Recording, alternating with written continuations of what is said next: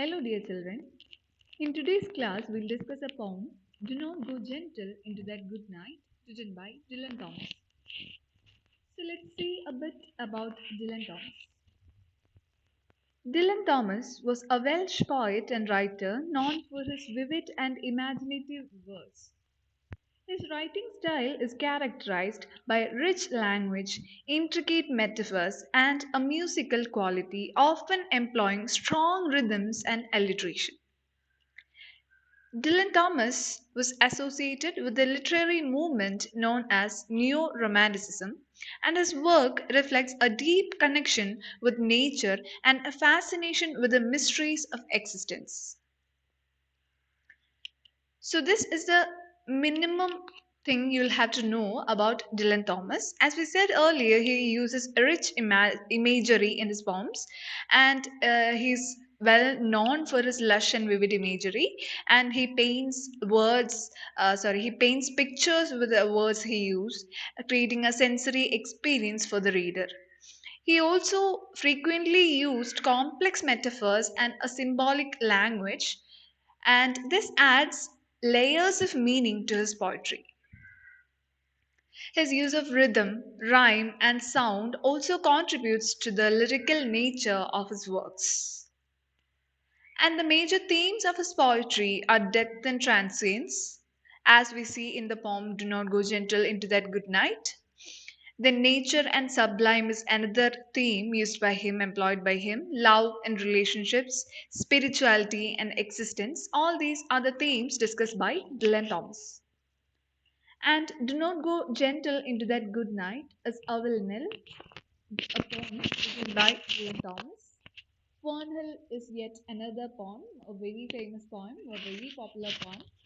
Under Milkwood is another poem in which a play for uses Dylan Thomas' skill in capturing the essence of small Welsh town and its inhabitants. This under Milkwood. So Dylan Thomas' impact on poetry extends beyond his lifetime, and his innovative use of language and exploration of profound themes continue to resonate with readers today. So we'll move on to the poem.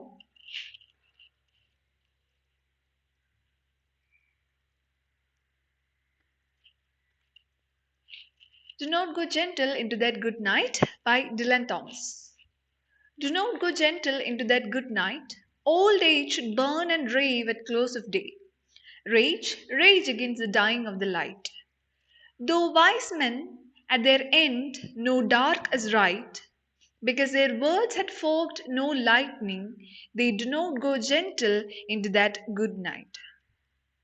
So, this poem begins with a powerful message advising against passive acceptance of death, and instead, it urges or it's a poem that urges a spirited resistance to its inevitability, that is, the inevitability of death.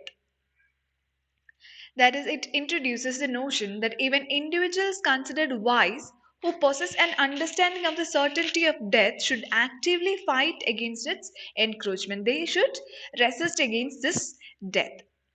So in the first line, do not go gentle into that good night, the poem starts, or the poet starts the poem by saying, do not accept death easily and fight against it.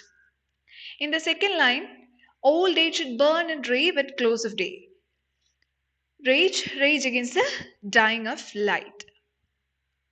So, in this second line, he introduces the idea that people or anyone who is there or who passively accepts death, he should not do that. He should resist it. And then, though wise men at their end know dark is right, because their words had folk no lightning, they do not go gentle into that good night. So the poet introduces the idea of wise men who know that death is inevitable, and yet they should still fight against it. And now, good men, the last wave by, crying how bright their frail deeds might have danced in a green bay. Rage, rage against the dying of the light. Wild men who caught and sang the sun in flight, and learned too late they grieved its way, do not go gentle into that good night. So, in this lines or in this part, the poet introduces or he extends this idea of wise men or to include good men who though their deeds are incomplete they should still resist dying peacefully. And then in this line, there is a wild man who caught and sang the sun in fright. He introduces wild men who lived passionately, and the poem encourages them to resist the fading of their life force. And now he talks about grave men. Grave men near death who see with blinding sight, blind eyes could blaze like meteors and be gay. Rage, rage against the dying of the light. Here, the dying of the light, it means we should not, uh, or we should not be passive to death. We should not accept death as it is. And you, my father, there on the sad height, curse, bless me now with your fierce tears, I pray. Do not go gentle into that good night. Rage, rage against the dying of the light. So, in these lines, the poet addresses grave men who may be serious or solemn and suggests they should fight against the dying of the light. And then he emphasizes the importance of a vigorous and forceful struggle against death. He mentions how people in their final moments should burn and rave against the dimming of life. So they should burn and rave against the dimming of life they have.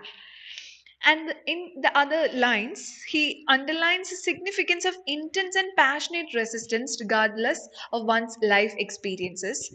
And he repeats this refrain, stressing the necessity of raging against the dying of the light.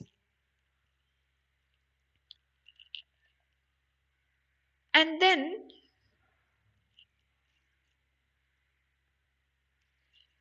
the poet turns into a bit more of a personal line in this, and the 17th line of this poem, it turns a bit personal, like the poet addresses his father. He says, "And you, my father, there on a sad height," and he addresses his father and urges him to fight against death with strength and passion. And then he again tells his father, or he it's kind of a plea not to go gently into death and to resist its arrival with a fierce determination. So in this poem we can see Dylan Thomas, he wants people, or he doesn't want people to accept death as it is. He wants people to rage against death, to fight against it, and live their life with the utmost happiness. So so these are the main concerns, or the main idea. This is the main idea that Dylan Thomas has portrayed in this poem. I hope it's clear. The main idea of the poem is clear. So if you have any doubts, read the poem once more and come with doubts to the class tomorrow. I hope it's clear. So thank you.